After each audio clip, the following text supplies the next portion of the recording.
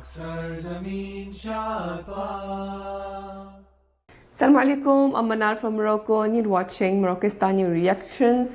जैसे सब जानते हैं कि इस्लाम में पोर्क खाना हराम है, इस वीडियो में हम जानेंगे कि उसकी कौन सी साइंटिफिक एक्सप्लेनेशन है। साइंस जो है कैसे इस चीज़ को एक्सप्लेन करती है कि इस्लाम में पोर्क किस लिए हराम है। So the scientific explanations behind the prohibition of pork in Islam. So let's start the video. 1, 2, 3। मैं एक चीज डेफिनेटली कह सकता हूं कि आप ये जरूर जानते होंगे कि इस्लाम में पोर्क प्रोहिबिटेड है, मतलब कोई भी मुसलमान सुअर का गोश्त नहीं खा सकता, वो उसके लिए हराम है। ये चीज इतनी कॉमन है कि ये सबको पता है, किसी को बताने की जरूरत नहीं। हालांकि अगर उनसे पूछा जाए कि आखिर क्यों इस्लाम में पोर्क हराम है, तो शायद 100 में 1 या 2 लोग इस सवाल का जवाब दे पाए। ऐसे में आज की इस वीडियो में हम इसी कॉन्सेप्ट के इंटरनल रीजन को समझेंगे कि आखिर इस्लाम में सुअर का गोश्त हराम क्यों है, आखिर क्यों सऊदी अरब ने पोर्क पर कंप्लीट बैन लगा रखा है, उसके पीछे का साइंटिफिक रीजन क्या है और सुअर का गोश्त खाने से नुकसान क्या क्या है, और इसके अलावा सुअर को लेकर कुछ अजीब अजीब अफवाहें भी है, उसका भी सच आपको बताएंगे। मैं टॉपिक पर आगे बढ़ूं उससे पहले यह क्लियर कर दें कि ये जो कहा जाता है कि इस्लाम में सुअर का गोश्त हराम है, मुसलमान पोर्क नहीं खा सकते, ये इस्लामिक स्क्रिप्चर्स में लिखा कहां है। क्योंकि कई लोगों का यह भी आर्गुमेंट होता है कि यह सब मौलाना लोगों ने फैलाया हुआ है, इस्लाम में ऐसा कुछ नहीं कहा गया है और भी बहुत कुछ कहा जाता है। हालांकि आज की इस वीडियो में हम आपको दिखाएंगे भी और बताएंगे भी सच क्या है। कुरान चैप्टर 2 वर्स 173 जिसमें साफ साफ मेंशन है, उसने तो तुम पर यही हराम किया है, मुर्दार यानी मरा हुआ जानवर, खून यानी जो बॉडी से निकलकर बह जाए, सुअर का गोश्त और जिस पर अल्लाह के सिवा किसी और का नाम लिया गया हो। 4 चीजों को लेकर साफ साफ कहा गया है कि यह हराम है, जिसमें एक है सुअर का गोश्त। सेम यही बात कुरान चैप्टर 5 वर्स 3 में भी मेंशन है, चैप्टर 6 वर्स 145 में भी मेंशन है, चैप्टर 16 वर्स 115 में भी मरा हुआ जानवर, बहा हुआ खून, सुअर का गोश्त और जिस पर अल्लाह के सिवा किसी और का नाम लिया गया हो उसे हराम कहा गया है। इससे पहला डाउट क्लियर होता है कि इस्लामिक स्क्रिप्चर्स में सुअर के गोश्त को हराम बताया गया है। लेकिन अभी भी सवाल वही, आखिर हराम बताया क्यों गया है, रीजन क्या है, अब इसे समझते हैं। आगे बढ़ने से पहले आपसे एक रिक्वेस्ट है कि आप इस वीडियो को लाइक जरूर करें और एक अच्छा सा कमेंट कर दें, इससे हमें और नए लोगों से जुड़ने में मदद मिलेगी और YouTube इस वीडियो को ज्यादा से ज्यादा लोगों को रिकमेंड करेगा। टॉपिक पर वापस आते हैं, बेसिक से शुरू करें तो अगर आप रूरल एरिया से बिलोंग करते हो या आपने कभी देखा हो कि सुअर एक बेहद ही गंदा जानवर है जो गंदे पानी में कीचड़ में रहता है और आज भी रूरल एरियाज में लोगों के पास टॉयलेट होने के बावजूद वो घर से बाहर खुले मैदान में जाते हैं, और जिनके घर टॉयलेट है ही नहीं उनकी तो मजबूरी है बाहर जाना। ऐसे में जो सुअर होता है वो उन इंसानों के बॉडी वेस्ट को खा जाता है। अब आप सोचिए, जो सुअर गंदगी में रहता है, इंसानों के मलमूत्र खाता है, गंदगी खाता है, मरे हुए सड़े हुए जानवर का गोश्त खाता है, तो क्या उस सुअर का गोश्त खाने लायक हो सकता है? क्या उसे इंसान को खाना चाहिए? एक नॉर्मल इंसान का जवाब तो ना ही होगा। लेकिन फिर भी दूसरी कंडीशन में आपका ख्याल यह भी हो सकता है, ये तो रूरल एरियाज में होता है, वहां पे सुअर का पालन पोषण सही से नहीं होता, इसलिए वो गंदगी में रहते हैं। लेकिन बड़े शहरों में या हाई डेवलप्ड कंट्री में वेल मेंटेन फार्म होते हैं, जहां पे सुअर की हाई क्लास देखरेख होती है, वो जहां रहते हैं वो जगह साफ सुथरी होती है। और ऐसा इसलिए क्योंकि फार्म को इसी तरह दिखाया जाता है, जबकि सच्चाई ये है कि सुअर का नेचर ही है, वो गंदगी खाएगा ही खाएगा। ऐसे में फार्म में रहने वाले सुअर एक दूसरे के ही बॉडी वेस्ट को खा जाते हैं, यहां तक कि अपने ही बॉडी वेस्ट को खा जाते हैं। एक लाइन में कहें तो सुअर एक गंदा जानवर ही है। ये तो ऊपर ऊपर की चीजें हुई जो आम इंसान को दिखाई देती हैं, जिसे देखकर एक नॉर्मल इंसान तो कभी भी सुअर का गोश्त खाने की सोच भी नहीं सकता। लेकिन फिर भी अगर इन चीजों को अवॉइड करें और सुअर के गोश्त से होने वाले नुकसान के साइंटिफिक रीजन को देखें तो सबसे पहले आता है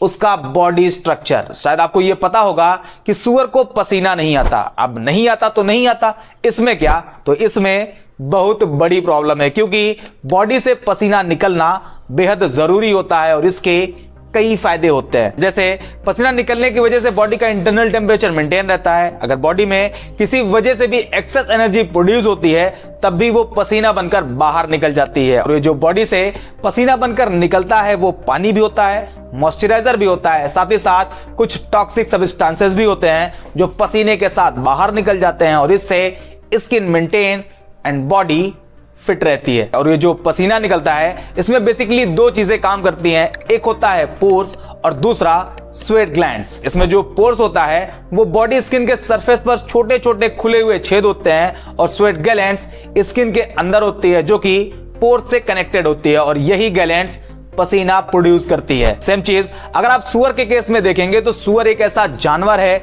जिसमें पोर्स और स्वेट ग्लैंड्स काफी कम होती है। कम होने की वजह से इन्हें पसीना नहीं आता और जब इन्हें पसीना नहीं आता तो बॉडी के अंदर मौजूद टॉक्सिक सब्सटेंसेस सुअर की बॉडी से बाहर ही नहीं निकल पाते। इसके अलावा जब इन्हें पसीना नहीं आता तो इनका बॉडी टेम्परेचर मेंटेन नहीं रहता और यही वजह है कि सुअर अपने उसी बॉडी टेम्परेचर को मेंटेन रखने के लिए गंदे पानी में, नाले में डूबा रहता है, यहां तक कि कीचड़ में घुसा रहता है। दूसरे नंबर पे आता है फैट एंड कोलेस्ट्रॉल और इन दोनों फैक्टर को अगर मैं आपको एक एक लाइन में समझाऊं तो कोलेस्ट्रॉल एक स्पेशल टाइप का लिपिड होता है जो ऑलरेडी इंसान की बॉडी में मौजूद होता है, जो कि फूड से ही आता है और ये बॉडी के लिए जरूरी भी है, लेकिन अगर इसकी क्वांटिटी बढ़ जाए तो ये बेहद खतरनाक भी है। कैसे, अभी आगे आपको बताएंगे। दूसरा है फैट, ये भी हमारी बॉडी के लिए जरूरी है लेकिन इसे भी ज्यादा कंज्यूम करना हेल्थ प्रॉब्लम क्रिएट कर सकता है। दोनों को कंबाइन करके देखें तो हाई कोलेस्ट्रॉल और ज्यादा फैट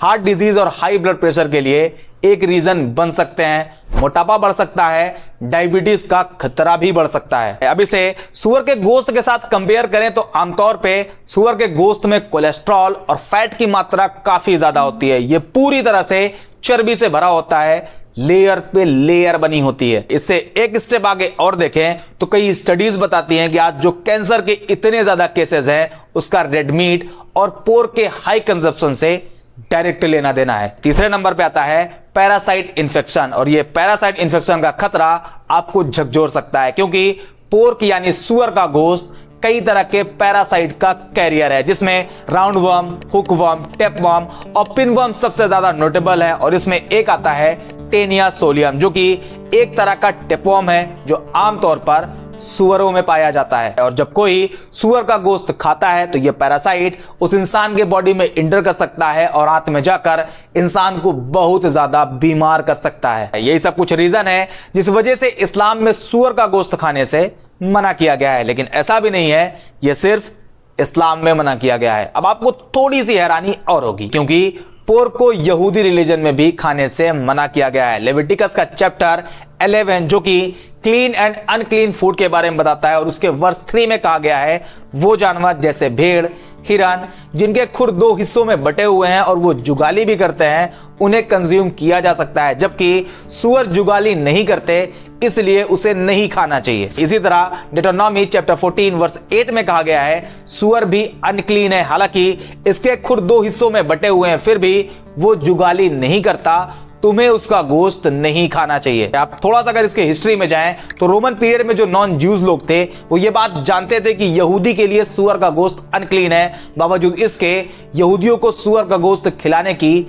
जबरन कोशिश करी जाती थी। मैकाबीज के अकॉर्डिंग सेल्यूसिड सम्राट एंटियोकस IV ने यहूदी रिलीजन के प्रैक्टिस पर बैन लगाने की अपनी कोशिश में एक काम यह भी किया था कि यहूदियों को सुअर का गोश्त खाने को मजबूर किया गया था और यही काम अलेक्जेंड्रिया दंगों में भी किया गया था। ये तो यहूदी की बात हुई। अब अगर मॉडर्न क्रिश्चियनिटी में देखें तो यहां पर सुअर के गोश्त पर किसी तरह का कोई बैन नहीं, लेकिन इथियोपियाई ऑर्थोडॉक्स चर्च और इरिट्रियाई ऑर्थोडॉक्स चर्च सुअर का गोश्त कंज्यूम करने की परमिशन नहीं देते। हालांकि क्लीन और अनक्लीन को अगर साइड करें तो पूरी दुनिया में सिर्फ एक दिन में 38 लाख सुअर को काट कर खाया जाता है। यह सिर्फ एक दिन में है, पूरे साल का आप अंदाजा लगा सकते हो। और ऐसा इसलिए है क्योंकि सुअर के गोश्त को लेकर जो अलग अलग रिलीजन, अलग अलग सोसाइटी में बैन लगाया गया है उसमें सिर्फ मुसलमान ही हैं जो इसे ईमानदारी से फॉलो करते हैं। अब ईमानदारी की बात आ ही गई है तो आपको यह भी बता दें कि इस्लाम में शराब भी हराम है। इस वीडियो में मैंने डिटेल में बताया हुआ है कि क्यों हराम है, लेकिन फिर भी बहुत से मुसलमान खुलेआम शराब पीते हैं। हालांकि वो इस्लामिक एथिक्स को जानते हैं, फिर भी पीते हैं। जबकि अगर आप सूअर के केस में देखेंगे तो सूअर का गोश्त खाने वालों में मुसलमान ना के बराबर हैं। अगर दुबई के एग्जांपल से आपको समझाऊं तो दुबई में पोर्क बिकता है, लेकिन वहां साफ साफ लिखा होता है for not Muslims, not for Muslims. अब आते हैं एक मिथ पर जो मुस्लिम सोसाइटी में जबरदस्त फैला हुआ है। अगर आप मुस्लिम हैं तो आपने भी इसे जरूर सुना होगा। लोग अक्सर कहा करते हैं सूअर का नाम जबान से नहीं लिया जाता, उसे खिंजीर कहा करो, क्योंकि सूअर कहने से इंसान की जबान 40 दिनों के लिए गंदी हो जाती है। यह आपने भी जरूर सुना होगा। यहां तक कि इसे लेकर लोग इस तरह से रिएक्ट करते हैं कि एक जगह मस्जिद में इमाम ने अपनी तकरीर के बीच सूअर का नाम ले लिया तो वहां के लोगों ने उन्हें मस्जिद की इमामत से ही हटा दिया। हालांकि ऐसा बिल्कुल भी नहीं है। इस्लामिक स्क्रिप्चर्स और इस्लामिक स्कॉलर के अकॉर्डिंग सूअर खाना हराम है, बल्कि उसका खून, हड्डी, बाल, थूक, उसकी पूरी बॉडी से निकलने वाली हर चीज गंदी है। ये सब सही है, लेकिन सूअर का नाम लेने से 40 दिन तक जबान गंदी हो जाती है, ये सिर्फ एक मिथ है। क्योंकि बुरी से बुरी चीज का बुराई के साथ नाम लेना बुरा नहीं, क्योंकि बुरी चीज की बुराई भी बगैर नाम लिए नहीं की जा सकती। एग्जांपल से आपको समझाऊं तो इब्लीस, फिरौन, हमान, अबू लहब, ये नाम बहुत ही गंदा है, लेकिन फिर भी ये कुरान में आया है और मुसलमान इसे पढ़ते भी हैं। सेम ऐसे ही सूअर का नाम लेकर सूअर के शरई हुक्म के बारे में लोगों को बताना बिल्कुल भी बुरा नहीं। फिर वो मस्जिद में लिया जाए, गैर मस्जिद में लिया जाए, तकरीर में लिया जाए या फिर आम लोगों के बीच होने वाली बातचीत में लिया जाए, क्योंकि कुरान में भी सूअर का नाम कई बार आया है, जिसे अरबी में खिंजीर कहा जाता है और खिंजीर को ही इंडियन सब कॉन्टिनेंट में सूअर कहा जाता है। ऐसे में अगर आप कुरान के उस पार्ट को नमाज में भी पढ़ते हो जिसमें खिंजीर वर्ड आया है तो आपकी नमाज हो जाएगी, और जब नमाज हो जाएगी तो जबान गंदी होने का सवाल ही पैदा नहीं होता। उम्मीद करते हैं वीडियो आपको जरूर पसंद आई होगी और आप ये समझ गए होंगे कि इस्लाम में सूअर का गोश्त हराम क्यों है। बाकी इसी तरह की और भी जबरदस्त वीडियो के लिए हमें सब्सक्राइब जरूर कर लें और इस वीडियो को लाइक और शेयर जरूर करें। बाकी मिलते हैं अगले वीडियो में। बहुत इंफॉर्मेटिव वीडियो थी और उसमें जो दिखाया है कि सूअर का गोश्त क्यों हराम है इस्लाम में, उसके पीछे साइंटिफिक रीजंस क्या है। सबसे पहले उन्होंने दिखाया है कि वो किस तरह वो सूअर जो है वो गंदा तरीन जानवर समझा जाता है, किस तरह जो वो रहता है गंदगी में रहता है, गंदगी खाता है। इसके बारे में तो शायद सबको पता होगा कि वो गंदगी के मामले में जो है वो गंदगी के बारे में सबको पता होगा कि सूअर कितना गंदा जानवर है और वो गंदगी में रहना पसंद करता है। लेकिन मुझे नहीं पता था कि जो है उसमें जो पसीना है उससे पसीना नहीं निकलता। मुझे ये सबसे पहली दफ़ा मुझे ये जानने को मिला है कि सूअर से जो है वो पसीना नहीं निकलता, जो कि वो भी एक और रीज़न है क्योंकि पसीने से टॉक्सिन्स निकलते हैं बॉडी में से। तो अगर वो पसीना नहीं निकलता तो टॉक्सिन्स जमा होते रहते उसके जिस्म के अंदर। तो ये जो है एक और फैक्टर है जिसकी वजह से जो है ये सूअर क्यों हराम है। उसके अलावा जो फ़ैट है उसके अंदर, उसके बारे में मुझे पहले पता था कि सूअर के गोश्त में फ़ैट बहुत ज़्यादा है जो कि सेहत के लिए बिल्कुल सही नहीं है, बहुत नुकसानदेह है। उसके अलावा जो उन्होंने बोला है कि जूइश लोगों में भी सूअर खाना हराम है, ये मुझे पहले नहीं पता था। मुझे लग रहा था कि सिर्फ मुसलमानों के लिए हराम है, लेकिन इन्होंने इस वीडियो में ये बताया है कि जूइश लोगों को भी जो है वो सूअर खाना जायज़ नहीं है, हराम है। उनके मज़हब में भी, जूइश मज़हब में भी सूअर का गोश्त खाना हराम है। सो ये इन्फॉर्मेशन मुझे नहीं पता थी पहले।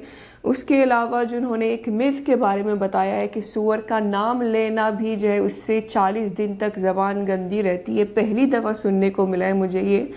हमारे कंट्रीज़ में तो ये मिथ नहीं है, मैंने कभी नहीं सुना है, पहली दफ़ा सुना है इस वीडियो के ज़रिए कि ऐसा भी लोग सोचते हैं कि अगर आपने सूअर का नाम भी लिया तो आपकी ज़बान 40 दिन तक गंदी रहती है। ऐसा कुछ नहीं है। तो सूअर खाना हराम है। सूअर की कोई भी चीज़ जो सूअर से आती है, गोश्त, खाल, कुछ भी जो सूअर से आता है वो हराम है, नाजायज़ है। लेकिन सूअर का नाम लेना तो बिल्कुल मतलब इसमें कोई वो नहीं है कि ज़बान गंदी हो गई 40 दिन तक। ये एक मिथ है जो कि मैं पहली दफ़ा सुन रही हूँ इस वीडियो में। सो बहरहाल काफ़ी कुछ जानने को मिला है इस वीडियो के ज़रिए। आप बताइए कि आपको क्या पहले पता था कि यहूदियों के लिए भी सूअर का गोश्त खाना हराम है, और बाकी जो सूअर के बारे में जो इन्फॉर्मेशन, जो साइंटिफिक फैक्ट्स बताए हैं जिसकी वजह से जो है वो सूअर का गोश्त क्यों हराम है इस्लाम में, ये समझा दिया है। और हमारा मानना है कि जो भी चीज़ हमारे मज़हब में हराम होती है उसके पीछे कोई ना कोई रीज़न ज़रूर होती है, और वो चीज़ हमारे लिए नुकसानदेह होती है, इसलिए हराम की जाती है। सो ये थी आज की वीडियो। उम्मीद है कि आप सबको पसंद आई होगी। मिलते हैं इंशाल्लाह नेक्स्ट वीडियो में। टिल देन अपना बहुत ख्याल रखिएगा। फ़ी अमानिल्लाह। मैंने देखा पाकिस्तान, जहाँ से मेरा धरती पे